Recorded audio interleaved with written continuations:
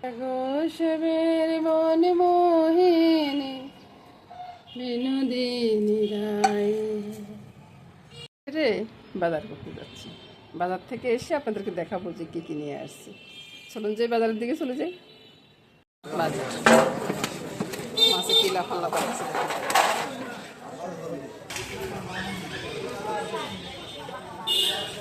বাজার করে বাসায় চলে যাবো। বাসায় গিয়ে দেখাবো যে কী কী কিনছি। চলে আসলাম বাজার করে। বাজার থেকে কী কী নিয়ে আসছি, এই যে হরেক রকমের সবজি নিয়ে আসছি। হরেক রকমের সবজি নিয়ে আসছি, মাছ নিয়ে আসছি, তারপরে দুধ নিয়ে আসছি, অনেক রকম জিনিস নিয়ে আসছি। অনেক রকম জিনিসই আছে। তো সব মিলিয়ে বন্ধুরা রান্নাবান্নাটা শুরু করব। রান্না কী করব সেটা, আর যে সবজিগুলো আনছি না, সবজিগুলো আজকের জন্য না, ওগুলো কালকের জন্য। কালকে কী আছে সেটা বলবো। আর পুরো রান্নাটা দেখতে থাকবেন বন্ধুরা, সেটাই আশা করব। আর আমার রান্নাঘর তো আপনারা সবাই দেখা, রান্নাঘরটা ভীষণ সুন্দর, সবাই সবসময় দেখায়, ওই আর কি। এই তো এই রান্নাঘর নিয়ে আমি খুব সুন্দর রান্না করি, বুঝছেন। আমার রান্না যদি আপনি একজনের যদি শিখতে পারেন, তাহলে আমি মনে করুন যে আমি ধন্য হয়ে গেছি। সেজন্য রান্নাঘরটা দেখাতে নিয়ে আসি, রান্নাটা দেখাই। তো বন্ধুরা চলুন শুরু করে দিই। তার আগে 1 কাপ কফি খাবো। কফি খেয়ে এসে তারপরে রান্নাটা করবো। করে বসে 1 কাপ কফি, তারপরে সে রান্না করে যাব, রান্না করবো। পুরা দমে রান্নাটা শুরু করবো, বুঝছেন। এই যে দেখুন, পুরা দমে রান্না শুরু করতে গিয়ে কী হলো, বাদামগুলো পুরা চলে গেল। সেটা কিসের জন্য সেটা পরে বলতেছি। ডালটা হয়ে গেছে, আর এদিকে টাকা আর বাবা ডিম সিদ্ধ হয়ে গেছে। ডিম একবারে খুলে টুলে চলে গেছে, বুঝছেন। এদিকে কি এটা কি বলে, পেঁয়াজও সিদ্ধ দিয়ে দিয়েছি। ডিম সিদ্ধর সাথে সাথে সব কিছু মিলেই বন্ধুরা সিদ্ধটা হয়ে গেছে আমার মনে হয়। ডিমের খোসা আমি ছাড়ান লাগেন না, এরা নিজেরাই ছেড়ে নিচ্ছে। আর এদিকে দেখুন মাছ নিয়ে এসেছি। মাছটা দুপুরবেলার জন্য রান্না করব। প্রথমে আমি মাছটাই রান্না করে ফেলবো, ডিমটা পরে রান্না করবো, ঠান্ডা হোক। দেখুন এদিকে তেলটা দিয়ে দিই, আর ডিমটা ঠান্ডা হতে দিচ্ছি, বুঝছেন। ডিমটা ঠান্ডা হয়ে যাক, এর ফাঁকে রুটির চাইটাও করে নিব। আর তেলটা দিয়ে দিচ্ছি, মাছের ভিতরে একটু তেল দিয়ে দিচ্ছি। আর মাছের ভিতরে নুন আর একটু হলুদ দিব। হলুদ দিয়ে একটু মাখাবো, বুঝছেন। আর মাখানোর ভিতরে একটু তেজপাতা দিলে ভালো হচ্ছে। এখন আমার মামুনি আমার কাছে নাই, বুঝছেন। মামুনি কাছে থাকলে মামুনি দিয়ে দিত। এখন আর কী করার আছে বন্ধুরা বলুন তো। এদিকে মাছটা ছেড়ে দিচ্ছে, আজকে কোনো ফোড়ন দেবো না, আজকে এমনিতে মাছ ছেড়ে দেবো। সবগুলো মাছও একসাথে দিয়ে দেবো, আর তুলবো না, একটু শুনতে করা আছে আর কি। মাছ সবগুলো ছেড়ে দিলাম, ছেড়ে দিয়ে যে মশলাটা দিয়ে দিতে এখানে স্বাদ অনুযায়ী নুনটা, সামান্য একটু চিনি, স্বাদের জন্য একটু চিনি, বুঝছেন। আপনারা আবার এখানে বেশি মনে করিয়ে না। লঙ্কার গুঁড়া, তারপরে হলুদের গুঁড়া, এবার একটু জিরের গুঁড়া দিতে হবে বন্ধুরা।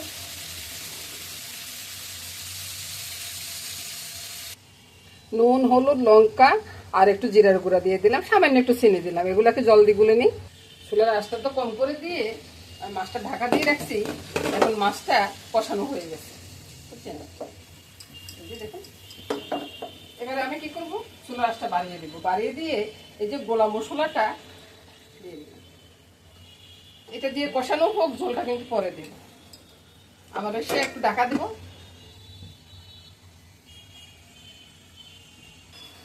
এবার মাছের ভিতরে দিয়ে দিব কয়েকটা কাঁচা লঙ্কা। আপনি ভেঙেও দিতে পারেন, ফেরেও দিতে পারেন, আপনার যে কোনো ইচ্ছে।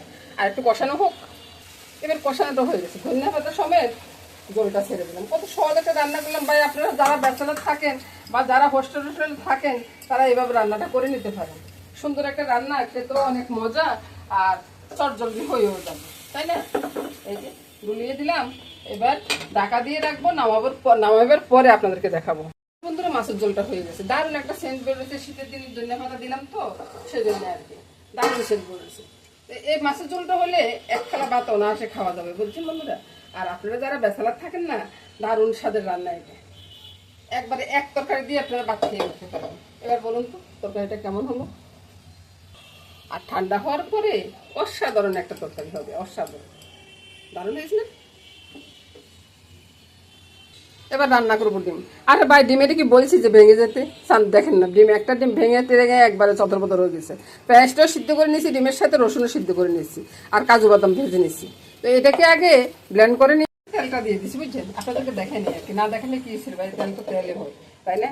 তো এই ডিমগুলো ছেড়ে দিই। মামুনি কত সুন্দর করে ডিমগুলো একবারে বসে মাঝে রেখেছে, ডিমগুলো ছেড়ে দিলাম, ছেড়ে দিয়ে একটু আরে বাইরে বাইরে বলবেন না নুন হলুদ দিচ্ছি না, এটা করতেছি না, ওটা করতেছি না, এটা বলবেন না, না বললে কেন বুঝি বলুন। তারপরে নেড়ে ছেড়ে নুন হলুদটা মিশিয়ে নিচ্ছি, আর এদিকে ব্লেন্ড করে নিয়ে আসি। ডিমগুলো ভেজে উঠিয়ে নিলাম, ওই তেলে তেজপাতা ফোড়ন দিয়ে দিলাম, ঝোলা রাসটা বাড়িয়ে দিলাম, তারপরে বাটা মশলাটা মানে পেস্ট করা মশলা আর কি দিয়ে দিলাম। এটার ভিতরে স্বাদ অনুযায়ী নুনটা, চিনি অবশ্যই দেবেন বন্ধুরা। এই রান্নাতে যদি চিনি না দেন তাহলে খেতে ভালো লাগবে না। আপনি তো রুটির সাথে খাবেন, রুটির জন্য তো বানাচ্ছেন, তো রুটির সাথে খেতে হলে একটু চিনি দিলে রুটির সাথে খেতে কিন্তু দারুণ লাগে। তারপরে একটু ঘেটে ঘুটে কষিয়ে নেব। ভাই এই রান্নাটা আপনি চাইলে জিরা গুঁড়া, ধনিয়ার গুঁড়া, কাঁচা লঙ্কা, তারপরে ধনিয়া পাতা সবে দিতে পারেন। আমি এগুলো কিচ্ছু দিব না ভাই, আমি শুধু একটু গরম মশলা দিয়ে নামিয়ে নেবো। আমি আমার মতো সহজ রান্না কেড়ে করে ভাই। এবার দেখুন না কত সুন্দর তেল বেশি উঠছে। আর আপনি চাইলে হলুদের গুঁড়া দিতে পারেন বন্ধুরা, আমি হলুদের গুঁড়ো দিই না, বুঝছেন? আমি কত সহজে রান্না করি এবারে বুঝেন। তারপরে একটু ঝোল দিব। আচ্ছা, জলের জন্য জারটা দিয়ে সে জলকে দিয়ে দিই। আর বাড়তি জলের দরকার কি রে ভাই, এমনি বাড়তি পড়ে গেছে। এবার শুনেন বন্ধুরা, এই দারচিনি এলাচির গুঁড়াটা দিলাম, এটাই যথেষ্ট, আর কিচ্ছু লাগবে না রে ভাই, আর কিচ্ছুর কোনো দরকার নেই, বুঝলেন? এবার নেড়ে ছেড়ে দিয়ে নামিয়ে নিব। নামানোর পরে গিয়ে আপনাদেরকে কালারটা একবার দেখাবো, যে তখন আপনারা বুঝতে পারবেন যে কি কালার হয়েছে রে ভাই, কি কালার হয়েছে। আহা হা, হলুদ বাদে কত সুন্দর একটা কালার এসেছে বলুন তো। এবার নামাই, তবে কাঁচের বাড়িতে নামাবেন, বুঝছেন? কাঁচের বাড়িতে নামালে দেখতে অনেক সুন্দর দেখা যাচ্ছে। যে খেতে পারবে না সে প্রথমে আগে টেনে ডিমটা নিবে। আরে বাইরে ভাই, ডিমটা যদি আরো ঠান্ডা হয়তো কত সুন্দর দেখা যেত না। আর এর সাথে সাথে দেখুন 3টা তরকারি হয়ে গেছে, ডাল, মাছের ঝোল, ডিম হয়ে গেছে। এবার আমি লাউটা বসাবো, বুঝছেন? এই যে লাউটা বসাবো। লাউটা কি দিয়ে হবে? মাছের মাথা দিয়ে হবে। কতগুলো লাউ একটা মাছের মাথা দিয়ে হবে চিন্তা করেন একবার। তেল একবার বেশি করে দিচ্ছি, বুঝছেন? মেথি ফোড়ন করে সব দিয়ে একসাথ করে তারপরে লাউটা বসিয়ে দিব। মেথি ফোড়ন খেতে কোনো দরকার নেই, কোনো দরকার নেই। এগুলো টাকা নিয়ে দেন, বাচ্চা টাকার নিতে হয়েছে। দেখুন শুনবেন, মাথা যখন দিচ্ছেন তখন নুন হলুদ দিতে হবে না? নুন হলুদ দিয়ে একটু উল্টো পাল্টে দেন না ভাই, কালারটা ভীষণ সুন্দর হয়ে যাবে। এবার আবার ঢাকা দিয়ে রাখলাম। মাথা যখন বাজা হয়ে গেছে দপ করে একবার লাউগুলো ছেড়ে দেন, বুঝছেন? লাউ ছেড়ে দেওয়ার পরে প্রথমে চিনি দিবেন, আমার মতো একটু করে চিনি দিয়ে দেবেন। তারপরে নুনটা স্বাদ মতো দিবেন, নুনটা একটু কম দিবেন, কারণ লাউটা মজে একবার তো হয়ে যাবে। তারপরে একটু হলুদ দিলাম, হলুদ বেশি বাড়াবাড়ি দিতে যাবেন না, তাহলে গন্ধ লাগবে। আর ভাই লঙ্কা দিতে যাবেন না, লঙ্কা দেওয়ার কোনো দরকারই নেই ভাই। কাঁচা লঙ্কা কি করতে আছে ভাই? কাঁচা লঙ্কা থাকতে লঙ্কা দেওয়ার দরকার নেই। ঢাকা দিয়ে রাখেন, এবার আপনি রুটিগুলা করে নিন। আপনি তো রুটি করবেন না, আপনি যাবেন অন্য কাজে, আমি রুটিগুলা করব। ওরে বাইরে লাউর ভিতরে না কালো গোলমরিচ দিতে বলে গেছি, বুঝছেন? আপনারা একটু মনেও করান না রে ভাই। আর মামনি একটু কাঁচা লঙ্কা দিয়ে দিও আরো পরে, বুঝছো? একটু নেড়ে ছেড়ে দিই। আর ছোট্ট একটা মাথা দিয়ে লাউর শাক কেমন হবে আপনারা বলুন তো? আমি তো মনে করি যে অনেক টেস্ট হবে। আর লাউটা এদিকে নিয়ে আসবে এখন।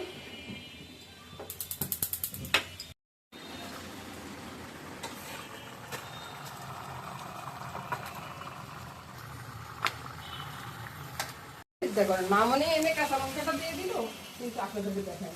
এবার আমি কি করবো? ধনিয়া পাতাটা ছড়িয়ে দিয়ে এবার নামিয়ে নেব। নামানোর পরে আপনাদেরকে দেখাচ্ছি।